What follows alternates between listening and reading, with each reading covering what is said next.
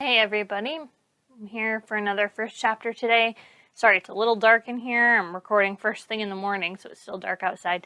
But today we've got another teen book, young adult book. This is called One Way or Another by Kara McDowell. This one's sort of a romance. The first chapter was kind of funny too. It's a lot about anxiety. So it's, romantic comedy. So we'll go ahead and read the first chapter. And then you can go ahead and place your hold if you want to do that, or, move on to the next. Fitz Wilding is an idiot and a love addict, and I enable both. Get out of the car or stay in the car. The familiar uptick in my heart rate is the first sign that something is wrong. No, that's not true. The letter in my back pocket and the fact that I felt compelled to write it is the first sign. The racing heart is an inevitable side effect of seeing Fitz, and of making a hard decision. The driving rain has slowed to a misting, and I flip off the windshield wipers. Twinkling lights from the neighboring restaurants cast a hazy glow across the slick pavement. My headlights have been off since I pulled into the parking lot 3.5 songs ago, because I didn't want him to see me. I don't want him to see me. Not until I've decided what I'm going to do with the letter. Get out of the car. Stay in the car. My palms break out in a cold sweat as my phone buzzes with a text from Fitz. Quit stalling, Collins. It's not that cold. Followed quickly with, I'm dying. I've been caught. A smile tugs at my lips as I tap out a quick response. You're not. Poor Fitz. Always so dramatic. I take the keys from the ignition and open the door to the chilly December air. It's tempting to be disappointed in myself, especially when I spent the evening sitting in my room penning the world's most unnecessary breakup letter. But the reality is this. It wasn't ever a choice. He asked me to come, so of course I was going to come. That's what best friends do. I pull the sleeves of my sweater over my palms and walk slowly through the festive stretch of downtown Gilbert. Christmas lights are strung in shop windows, and the old-fashioned street lamps proudly display a dozen matching wreaths. Joy and cheer ooze from every brick and window pane, a stark contrast to the sludgy, sick feeling pooling in my stomach. Despite my slow tread, I reach the water tower in no time at all. Certainly not enough time for me to have made a decision. I stop short in front of the ladder that ascends 5 stories into the air. Climb or don't climb? Another decision to make. I run an inventory of my physical symptoms. Increased heart rate? Check. Sweaty hands? Check. Numb lips? Not yet. I might avoid a panic attack after all. Paige! I hear the smile in Fitz's voice. In the dark, I can just make out the brim of his baseball hat sticking over the platform as he looks down at me. Be careful, the ladder is slick. If I die because of you, I mutter as I put my foot on the bottom rung and begin to climb. I'll serve gummy worms at your funeral. He flashes a dazzling smile, and my annoyance begins to slip. At the top, he holds an umbrella over my head with one hand, using the other to help me step from the wet ladder to the platform. Hang on, he says before I sit. He shrugs out of his jacket and dries a place for me on the narrow aluminum ledge. When that's done, we sit side by side, our legs dangling in the night, our backs leaning against the cold silo. Based on the fact that I'm here right now, I'm assuming tonight didn't go well, I say. It did not, he agrees, grim-faced and sullen again. And what was the plan? A gust of wind blows, whistling through nearby trees. Without his sodden jacket, goosebumps erupt over his forearms. I pretend not to notice. It was supposed to be romantic, he moans, rubbing his hands over his face. Rain is a romance staple, I say indulgently. What happened? I blindfolded her, told her I had a surprise. I set up this whole picnic. He motions to the damp basket next to him, filled with soggy sandwiches and limp chips. As it turns out, she's deathly afraid of heights. I can't help but laugh. Fitz is always creating elaborate romantic scenarios, but they go up in flames at least as often as they're successful. .500 is a great batting average, but less impressive in the grand gesture department. You didn't know that? I ask. A touch of pink blooms on his cheeks. No wonder she dumped you. He and Molly have been dating for 7 months and 10 days, and that's plenty of time to discover his girlfriend's deepest fears. I don't say that part out loud, though. Don't want him to know I'm counting. Is there something wrong with me? Why does this keep happening? His tone is self-deprecating, but the current of truth running under his words makes my chest swell. My instinct is to take him by the shoulders and say, no, you're perfect, it's the girls who are wrong. Instead, I keep my hands to myself and say, maybe you're trying too hard. He scoffs. What does that even mean, trying too hard? How can you try too hard for something or someone you really want? Don't ask me. I don't try for anything I want. It's meant to be a joke, but it's too true to be funny. Maybe coming here tonight was a bad decision after all. The average person makes 35,000 decisions every single day. I read that somewhere and it stuck in my brain because that number, it's big, overwhelming, paralyzing, enough to make me stay in bed all day and pull the covers over my head. I also read that super successful people like Barack Obama and Mark Zuckerberg wear the same clothes every day to avoid decision fatigue. Decision fatigue is something I understand. I feel it in my soul. Take school, for example. I couldn't decide which elective to take this year. Drama? Clay? American Sign Language? What if I'm destined to be a famous sculptor, but I waste my talent reciting poorly memorized Shakespeare instead? Or what if taking clay, which is only available 4th hour, means that I get put in the opposite lunch period as all my friends, and I spend the entire year eating alone in the bathroom? Or what if there's a carbon monoxide leak in the languages corridor, and all the ASL kids drop over dead in first period? Grim, but possible. I thought she was the one, Fitz says quietly as he lets his head fall to my shoulder. My heart collapses. Not because he's talking about another girl, I'm used to that by now, but because he can lean his head against my shoulder without combusting. Being this close to him makes my hands shaky and my heart wild. In contrast, his touch is casual and thoughtless. When he observes the metadata on his activity tracker tonight, skimming it for peaks in his heart rate, this physical contact won't even register. The one who what? I snap. The amount of energy I expend to not look jealous or insecure when he talks about other girls could power an entire city. But tonight, with the letter in my pocket, my mask is slipping. Did you think you were going to get married and have tiny, gorgeous babies? Fitz's role models are 2 disgustingly in-love parents and 3 sisters in their 20s and 30s, all of whom raised him on a steady diet of 90s rom-coms.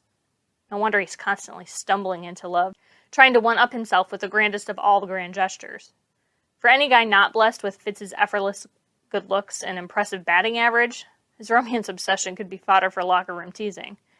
As it is, almost everyone I know, guys included, has been in love with Fitz at some point. Molly is not the first girl who he's called the one, and she won't be the last either. I'm horribly jealous. Practically dripping with poison green envy. Not only because of those other girls, although that's part of it, but also because he has a fearless heart. It's the thing I love most about him. It's the thing I hate in equal measure. She is gorgeous, isn't she? Fitz says longingly. Not actually my point. I allow myself an eye roll, thankful to the dark sky for hiding it. What was the final straw? The height, the rain, or the unfortunate combination of both? I don't want to talk about it. He lifts his head and fiddles with the band on his activity tracker. The school baseball coach makes all the players wear them, even in the off-season. Since when? I ask, thrown by his departure from our usual script. This is the part where he relays every last word in brutal text, describing in heart-wrenching detail how her tears rolled down her cheeks while she yelled at him or kissed him or whatever it is that happens during a breakup. Fitz looks up at me from under his lashes and my breath catches in my throat. Why does my breath still catch? Like one of those girls in one of his movies. When will my brain accept the fact that I'm not the heroine in Fitz's love story?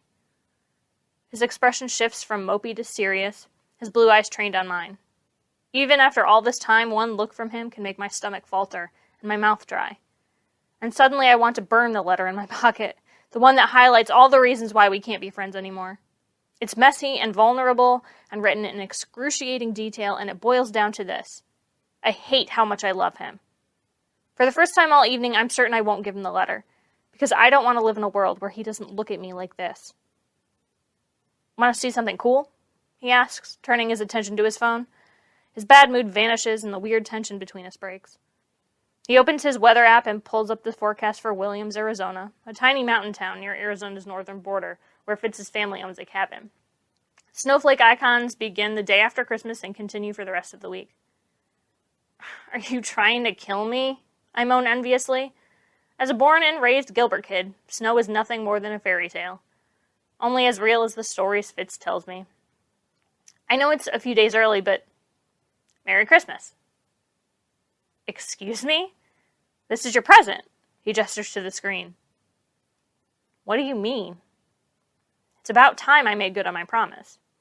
His eyes search mine, looking for the answer to a question he hadn't asked. I'm transported back to a night 2 years ago. My face flushes hot despite the chill nipping at my cheeks. I wonder if he's thinking about it too. Are you serious? It's not Venice, but who needs Venice? I grip the railing in front of us with both my hands to stop myself from throwing my arms around him. Hugging Fitz is a clear violation of my rules. My rules for touching are as follows. It is only acceptable when it is accidental, bumping my knee against his when we're watching a movie, helpful, brushing a bug from his hair, or necessary, swatting his shoulder when he's being annoying. Maybe I should add another category for spontaneous, cannot be helped touching. How many categories is too many? You do, Fitz says, bringing my attention back to our conversation. You need Venice and Florence and Milan and Rome, and that's just one country. Okay, I get it. I laugh, giddy at the thought of spending winter break with him and his family. I can't give you those places, but I can show you a snow-covered town at the mouth of the Grand Canyon. You in?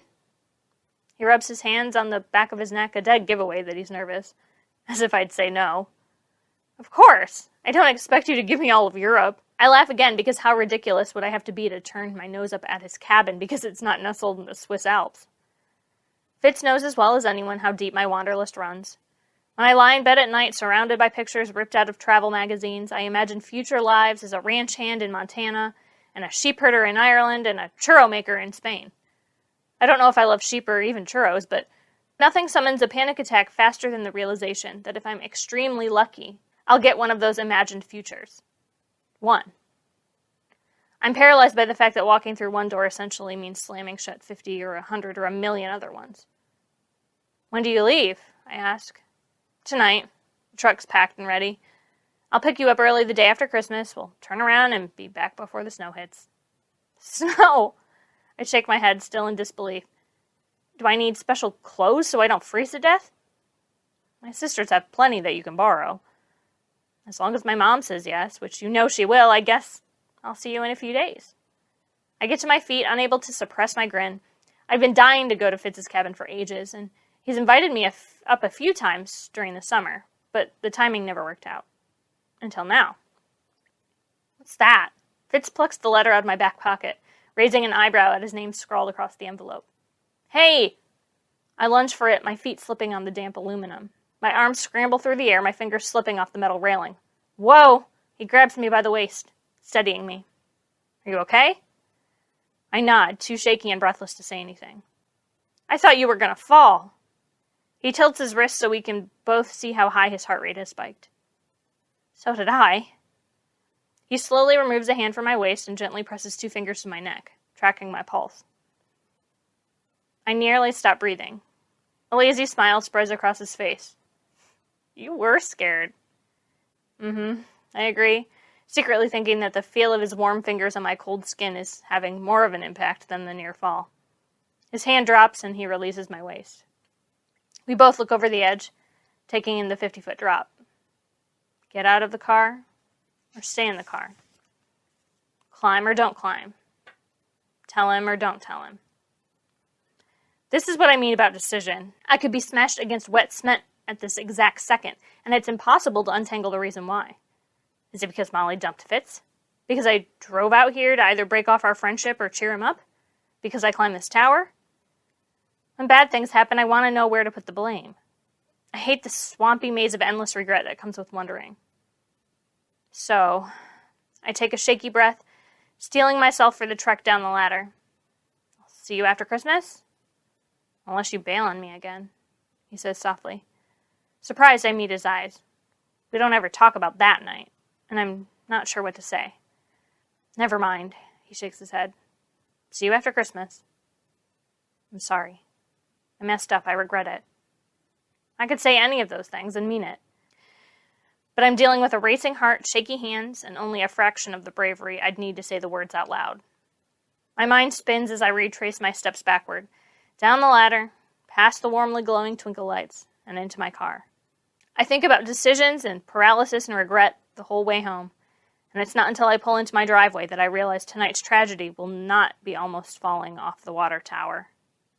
It'll be the fact that I left the letter with Fitz. And that was the first chapter of One Way or Another.